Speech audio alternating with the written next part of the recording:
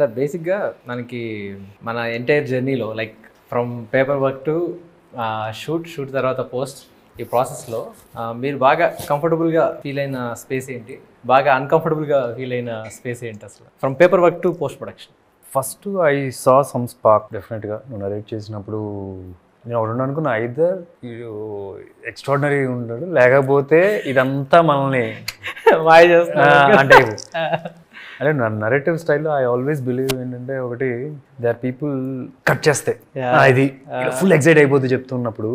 there are two things, either they're very connected and ఈ story in లోపల నుంచి వస్తుంది, లేదు అంటే వీడిని ఎలా పట్టేయాలి.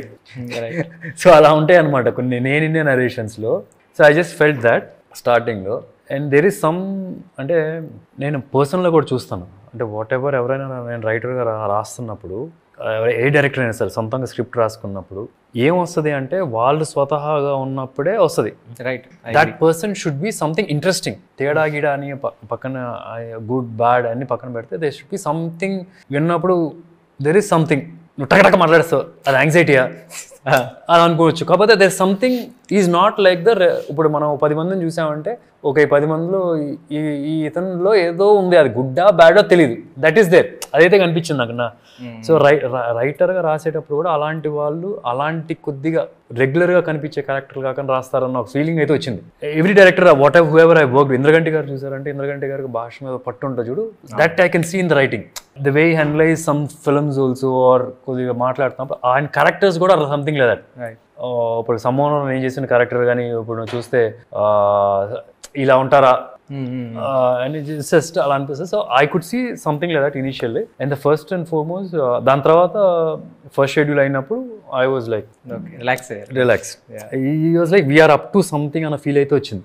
దానికన్నా బిఫోర్ కాన్సెప్ట్ ఒకటి చేసాం, టైటిల్ రివీలింగ్ కాన్సెప్ట్ దానిలో.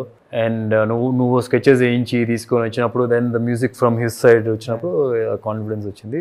అంటే ఐ ఆల్వేస్ బిలీవ్ ఒకటి బీట్, అంటే my theory of working is talent ఎంతైనా ఉంది, person who is doing effort ఎక్కువ పెట్టేటప్పుడు దే విల్ వాళ్ళు ఎక్కువ గెలిచేస్తారు అన్న ఫీలింగ్. టాలెంట్ ఎంతైనా ఉండొచ్చు, but end of the day నువ్వు చేయాల్సిన హార్డ్ వర్క్ చేస్తూ ఉండాలి. నాకు ఆ ఫీల్ వచ్చేది బయట నుంచి, because you always come on man ఆ టైప్లో ఉండేవాడు, ఇంగ్లీష్ అన్నపోయినా సరే. బట్ అది పైకి చూపించకుండా, that is something of interesting అనిపించింది ఈ సైడ్ నుంచి.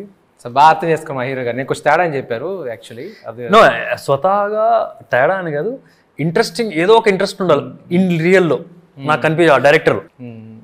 అప్పుడు ఆ రాసే కథలు కూడా అలాగే ఉంటాయి. బట్ యాక్చువల్లీ మీరు వెరీ స్మార్ట్, మీరు నటిస్తే పెట్టేస్తారు కదా. యాక్చువల్లీ నేను అదే అబ్జర్వ్ చేస్తున్నాను, ఈ జర్నీ మీ ముందు ఎవరు యాక్ట్ చేయకూడదు. లైక్ అంటే మీ ముందు ఏదో ఇంప్రెస్ చేయడానికో, లేకపోతే మీరు ఒరిజినల్గా ఉంటే ఆడు గ్రే అయినా ఆడు బ్లాక్ అయినా మీరు okay as a person. And ఏదో మిమ్మల్ని ఇంప్రెస్ చేయడానికి చేస్తే మాత్రం పట్టేస్తారు. అది నేను అబ్జర్వ్ చేశాను చాలా సార్లు. నేను ఫస్ట్ అండ్ ఫార్మోస్ట్ యూనిట్స్ అంటే, నాకు ఎవరైనా సరే వచ్చి ఇది ఆ పలానా సినిమాలో ఉంటుంది సార్ అన్నప్పుడు ఇంక అయిపోయింది. నాకేంటంటే పలానా సినిమాలో ఉంటుందంటే ఆల్రెడీ ఆ పలానా సినిమా ఉంది కదా, ఇంకా నువ్వు అన్న ఫీలింగ్ వస్తుంది. సో లక్కీలీ ఇంత కథం అని చెప్పి you never set those words. You're not comparing yourself. In case you set this like a Pushpa, or in case you set some other film అంటే అక్కడే ఇంటెన్షన్ గా కూడా అది లేదు కాబట్టి చెప్పలేదు. సో చైతు బేసిక్గా నేను కథ చెప్పిన తర్వాత ఆల్మోస్ట్ 4 months ఏమో ప్రీ ప్రొడక్షన్ చేసుకున్నాను. నేను ఎప్పుడు డిస్టర్బ్ చేయలేదు. నేను మధ్యలో ఒక ఆల్మోస్ట్ ప్రీ ప్రొడక్షన్ డన్ అనుకున్న టైంకి ఒక యానిమేషన్ స్కెచ్ తీసుకొచ్చి, ఇది మన టైటిల్ రివీలింగ్ వీడియో చాలా చేస్తున్నామంటే, ఎడిట్ సంథింగ్ అది ఫ్యాంటాస్టిక్గా ఉంది అసలు, అందరికి పిచ్చి పిచ్చిగా నచ్చింది. ఆ తర్వాత సినిమా చూసావు కదా డార్లింగ్. సో ఈ సినిమా చూసిన తర్వాత నేను కథ ఏం చెప్పాము, నేను అదే చూసావా, లేకపోతే చాలా మార్పులు చూసావా, లేకపోతే ఇదే ఇమాజిన్ చేసుకున్నావా? అది ఇన్ఫాక్ట్ విజువల్ పర్స్పెక్టివ్ ఇమాజినేషన్ అయితే నేను అలా చేయలేదు. బట్ స్టిల్ విజువల్ పర్స్పెక్టివ్ చూసాక కథని దానిలో నేను చూసుకున్నప్పుడే ఎగ్జైట్ అయితే అయ్యా. ఎగ్జైట్ అవడంతో పాటు ఏదైతే థీమ్ మనం క్రాక్ చేసామో ఫస్ట్ గ్లిమ్స్ మోషన్ పోస్టర్కి, దాన్ని ఇన్కాపరేట్ చేయడానికి అయితే ఛాలెంజెస్ చాలా ఫేస్ చేశాను. డిఫరెంట్ కైండ్ ఆఫ్ వకాండా వైబ్ తీసుకురావడం, ఆ టాకింగ్ డ్రమ్స్ అన్ని యూజ్ చేయడం, ఆ క్రేజ్ బాగా పెంచాలి. ఇంకా ఒక ట్రాక్ విన్నారంటే విజువల్గా అంత సైక్ వైబ్లో ఉండాలి, అన్న డ్రివెన్ ఎంటిటీని నేను ట్రాన్స్లేట్ చేయడానికి ఛాలెంజింగ్ అని తీసుకున్నా. చాలా కనెక్ట్ అయింది. ఇది యాక్చువల్గా ఇక్కడ ఒకటి చెప్పాలి సార్, మేము పేపర్ మీద షూట్ స్టార్ట్ అయ్యే ముందు మీ బర్త్డేకి అది రిలీజ్ చేసాం లాస్ట్ ఇయర్ బర్త్డేకి. గ్లిమ్స్ ఫస్ట్ ట్రిగర్ అన్నాం దాన్ని మనం.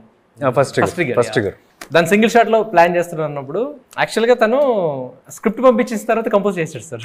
మనం షూట్ చేయలేదు యాక్చువల్గా. ఆ థీమ్ ఊవే స్టార్ట్ అయింది.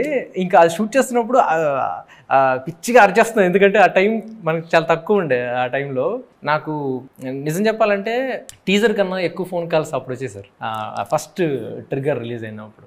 ఏంటి ఇంత పెద్ద స్పేస్లో చేస్తున్నారు అంటే, అందులో అది ఏ స్పేస్ చూపించారో నాకు నిజంగా, మనం చాలా చిన్నగా ప్లాన్ చేసాం అది, బట్ బయట నుంచి చాలా మంచి ఫీడ్బ్యాక్ వచ్చింది దాని తర్వాత.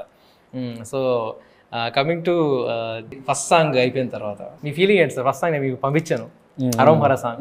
మీ ఫీలింగ్ ఏంటి అసలు అప్పుడు ఫస్ట్ ఎలా విన్నారు? ఐ వాజ్ లైక్, అంటే దే వెరీ ఫ్యూ సాంగ్స్ ఇన్స్టెంట్గా I'm just trying to recollect ఫస్ట్నే ఏ టైంలో విన్నానని గుర్తు తెచ్చుకున్నాను. But overall right now I'm overwhelmed with the response కానీ ద ఫీల్ ఆఫ్ ఇట్. అంటే నాకు మోర్ దెన్ ద సాంగ్ చాలా వినడానికి రకరకాల సాంగ్లు బాగుంటాయి. అంటే I can see it's in sync with the film. అంటే నువ్వు ఒక అథెంటిసిటీ తీసుకొచ్చావు డైలాగ్స్లో కానీ, మనం దేవుడు కొద్దిగా రిఫరెన్సెస్ ఉంటాయి. అట్లాంటి ఫెస్టివల్స్ ఏమైనా చేసావు, there is a very good sync. అంటే ఫర్ మీ ఫస్ట్ ఇదే కదా సాంగ్ వచ్చింది. అవునా? అంటే I can see the visuals, వేరే వరల్డ్ కనిపిస్తుంది. Your dialogues is I can see the Harom Hara world. Even the music I can see the Harom Hara world. Everything are complimenting, everybody are in one sync అనిపించింది. So basically songs బాగున్నాయి, but basically what I liked is everybody and saying that then I got more confidence on the final output of the film. యాక్చువల్గా నాకు ఇంకోటి ఏంటంటే sir, మీకు అనిపించలేదా సినిమాలో ఏది సపరేట్ సాంగ్లో లేదే, అన్ని సినిమా కథలోనే వెళ్తున్నాయి. ఈ కైండ్ ఆఫ్ మేకింగ్లో కమర్షియల్ సినిమాలు చాలా తక్కువ ఉంటాయి. కమర్షియల్ సినిమాలో అంటే ఒక సాంగ్ కట్ చేస్తే ఒక పాట వెళ్తుంది. ఈ సినిమాలో అది మిస్ అయింది అని ఎప్పుడు మీరు క్వశ్చన్ కూడా చేయలేదు, ఎందుకు సార్? అసలు నాకు అనిపించింది ఆ సాంగ్ ఉంటే సినిమా పాడైపోద్ది. అంటే కొన్ని సినిమాలు అట్లా ఉండిచ్చేది, దానిలో ఏలు పెట్టి గబ్బు చేయకూడదు. అంటే this is we're not trying to satisfy everybody's ego here. Not your ego, not the audience ego, not నా హీరో అని కాదు, not that producer. End of the day we didn't try to satisfy anybody. We try to do justice to the story. So that's in a way good thing. కానీ ఈ cinema చేస్తున్నప్పుడు sir నాకు ఒకటి అనిపించింది ఏంటంటే, అందరు మంచి టెక్నీషియన్స్ వచ్చారు, సినిమా షూట్ చేస్తున్నాం, సడన్గా రెడీ యాక్షన్ చేస్తున్నాం, ఎప్పుడు యాక్షన్ మొదలవుతుంది అనుకున్నప్పుడు, సో బిగ్గెస్ట్ యాక్షన్ సీక్వెన్స్ మనకు తెలుస్తుంది. ఆ సీక్వెన్స్లో శక్తి శరవణ నుంచి ఇంగ్లీషు పెద్దగా రాదు, సార్కి తమిళ్ రాదు, మేమందరం ఒక రూమ్లో కూర్చొని డిస్కసింగ్ అనమాట. So what's your feedback sir? అప్పుడు ఏంటి అసలు నేను చూసి ఏమనుకున్నారు? ఇప్పుడు నేను ఎలా కమ్యూనికేట్ చేయాలి, ఆయన ఏం చెప్తాడు, ఏమనుకున్నారు? ఆ స్పేస్ ఏంటి అసలు? అంటే ఏదో మనకు తెలియని లాంగ్వేజ్లో యాక్టింగ్ చేస్తున్న ఫీలింగ్ వచ్చింది నాకైతే. బట్ స్టిల్ ఎక్సైట్మెంట్ అయితే కనిపిస్తుంది కదా, ఎక్సైట్మెంట్ అయితే. I think is a super fine Shakti సదన్. I'm telling you, he'll do with big films. What a fine. అంటే నువ్వు నాకు 2-3 రిఫరెన్సెస్ తీసుకొచ్చావు, ఈ ఫైట్ మాస్టర్, ఆ fight master. Finally we all sat together for him. He is an extraordinary find అనిపిస్తుంది. Sir ఇప్పుడు మీ క్వశ్చన్ తెచ్చుకోండి, ఆయన పేరు ఏంటి? శక్తి శరవణన్, అగైన్ సుబ్రహ్మణ్య స్వామి పేరు. మనం అడగలేదు అది. సో ఇలాంటివి చాలా జరిగాయి. ఈ స్పేస్లోకి వెళ్తే ఫాక్సీ ఉన్నాడు. నేను ఫాక్సీని ఈ సినిమాకి ఎందుకు తీసుకున్నాను, నా ఫ్రెండ్ కాబట్టి తీసుకున్నాను. యాక్చువల్లీ ఫాక్సీ విలాక్ష కృతిక నక్షత్రం, అగైన్ సుబ్రహ్మణ్య స్వామి. సో నాకు ఇలా సెంటిమెంట్ బేసిక్గా. సుమంత్ ఫాదర్ పేరు సుబ్రహ్మణ్యం గారు, మీకు తెలుసు. అది ఇవన్నీ నేను అనుకుంది కాదు, ఇది జరిగింది. ఈ స్పేస్లో నేను చాలాసార్లు, అంటే నాకేదో మరీ చాదస్తం కాదు కానీ నాకు కొన్ని సెంటిమెంట్లు ఉంటాయి. నేను రుద్దేస్తుంటాను కూడా టీం అందరి మీద. ఈ రుద్దేస్తున్నప్పుడు మీకు ఏమనిపిస్తుంది సార్? అరే ఇది చాలా ఆపేరా, ఎవరి ఎక్కువ అని మీకు అనిపించిందా? నాకు అట్లా కాదు, కాకపోతే నాకు ఎక్కడో నువ్వేం చెప్తే చేయాలనిపిస్తుంది. అంటే ఇన్ రియల్ లైఫ్ కూడా నా స్టిల్ రిమెంబర్, నువ్వు వచ్చి సార్ మీ కార్ బ్లాక్ ఉంది మార్చేయండి అన్నారు. నాకు ఎక్కడో ఏంటంటే నాట్ అబౌట్ డైరెక్షన్ క్వాలిటీస్ అని సినిమాకి పక్కన పెడితే, I feel you have that knowledge on ఇవన్నీ కూడా, ఈ పూజలు వీజులు అన్ని దేవుడి గురించి, న్యూమరాలజీ ఇవన్నీ కూడా. And somewhere I feel like I believe it or I don't believe అని పక్కన పెడితే I feel like doing it maybe is right అన్న టైప్లో ఏమేమి మార్చాడు తెలిసి చెప్తాను. ఒకటి నా కారు కలర్ మార్చమంటారు, కలర్ మార్చేసాను. ఇంకోటి ఇంట్లో వచ్చిన వెంటనే ఏదో చెప్పాడు, ఇక్కడ ఈ స్వామి ఉండకూడదు, ఇక్కడ ఆ స్వామి ఉండకూడదు అని, అది చేసాం. ఒకరోజు గుమ్మడికాయ ఏదో ఇదే అంటే ఇచ్చి పంపించేసాడు, ఇంట్లో గుమ్మడికాయ ఏదో మార్చేసాం. చాలా చేశారు. అదే తెలియదు.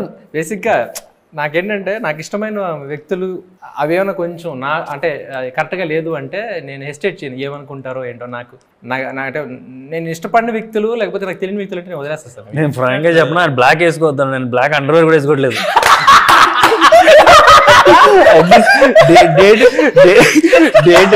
డేట్ అనౌన్స్ అయిన దగ్గర నుంచి బ్లాక్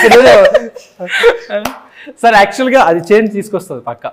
అంటే నాకు మీరు బూట్ల వరకు మాత్రం బ్లాక్ వేసి, ఎందుకంటే మన కార్ టైర్లు అయితే బ్లాకే కదా, చిన్న ఇది తీసేసుకున్నా.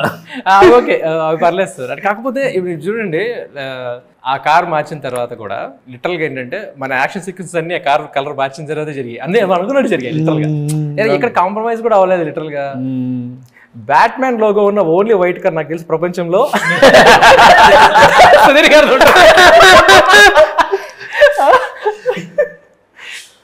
సో బ్యాక్గ్రౌండ్ ముసలోడు అయిపోయేప్పటికి అది వైట్ అయింది అనమాట. ఓకే, సో బ్యాట్మ్యాన్ కార్ కూడా ముసలోడు వైట్ అయిపోయింది అనమాట.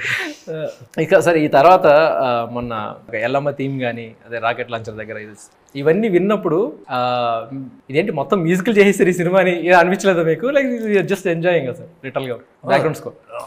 వి నీడ్ దట్, ఈ సినిమాకి అట్లా కావాలి. ఇంకో విషయం ఏంటంటే సార్, మీ పర్ఫార్మెన్స్ గురించి సావ దొబ్బేసింది చైతు.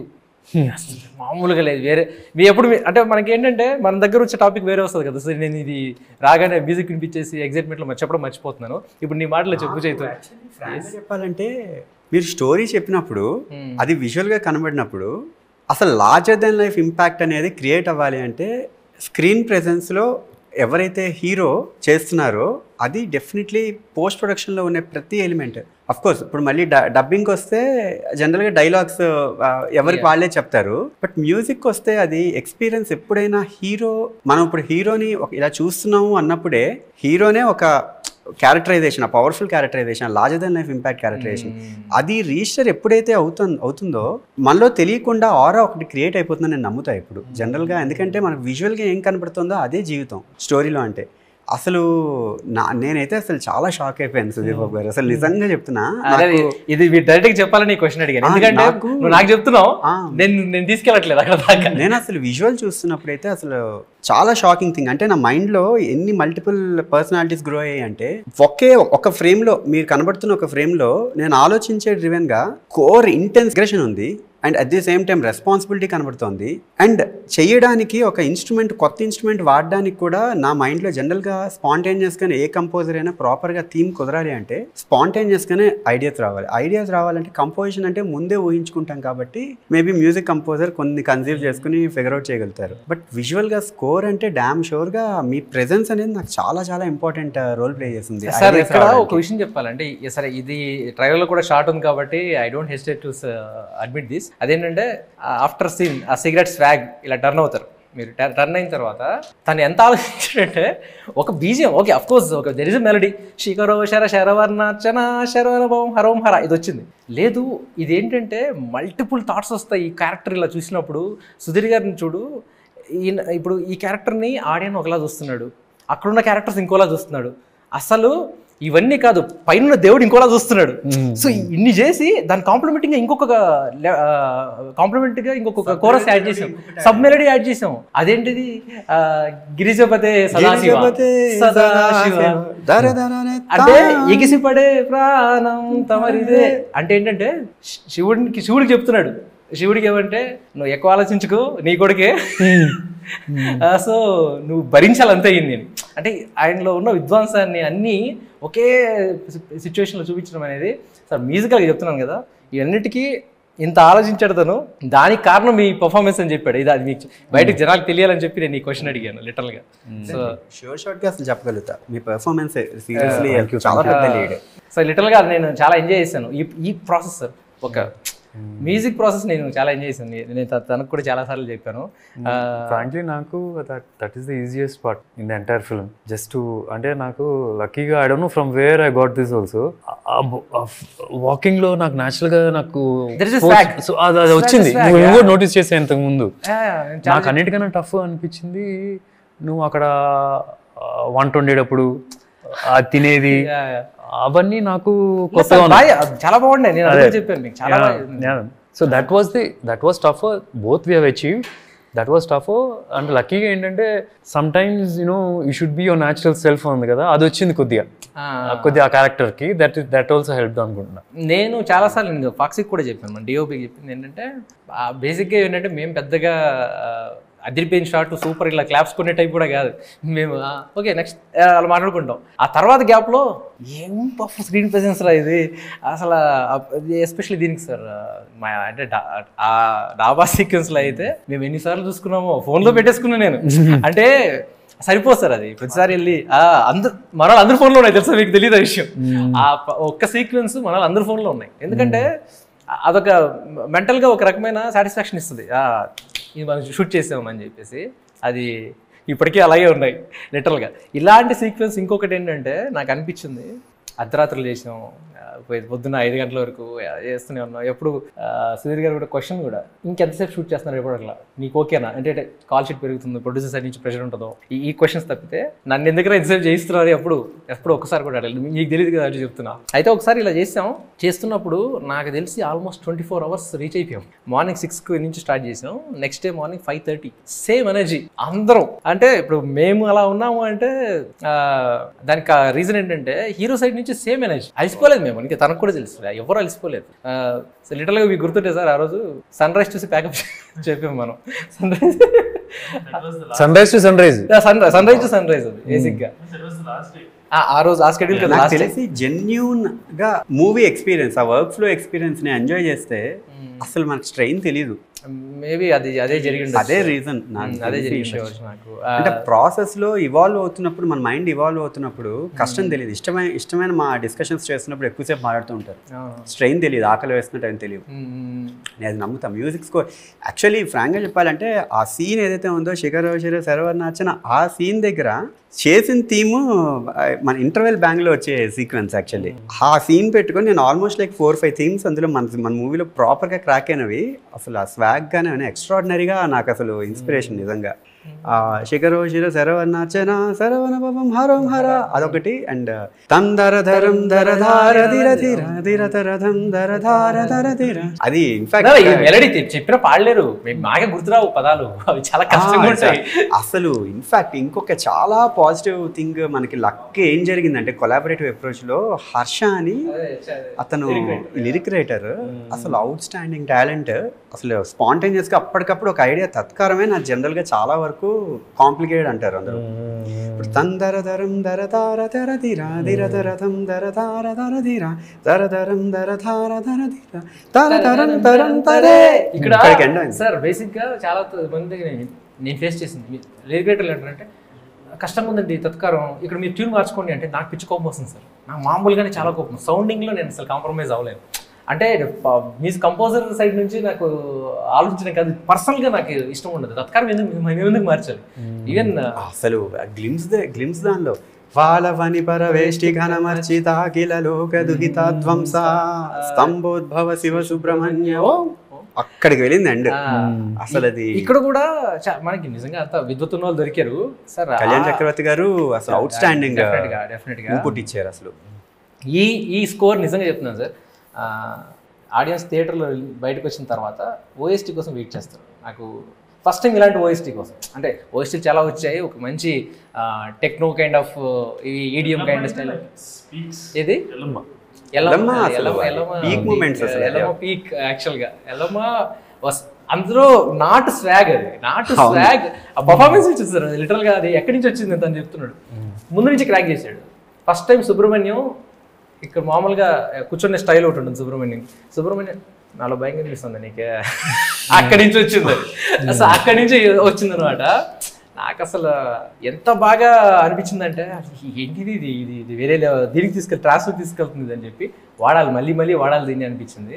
కట్ చేస్తే మళ్ళీ నాకు అసలు ఇవన్నీ ఒకటి పెడితే క్లైమాక్స్ లో వచ్చే సీక్వెన్స్ మళ్ళీ చెప్తే మళ్ళీ అదే లేదు క్లైమాక్స్ అని చెప్పొచ్చులే, అది తెలియదు. క్లైమాక్స్ సీక్వెన్స్ లో వచ్చిన ఆ బిట్ ఏదో ఉందో అసలు అదిరిపోతుంది అది.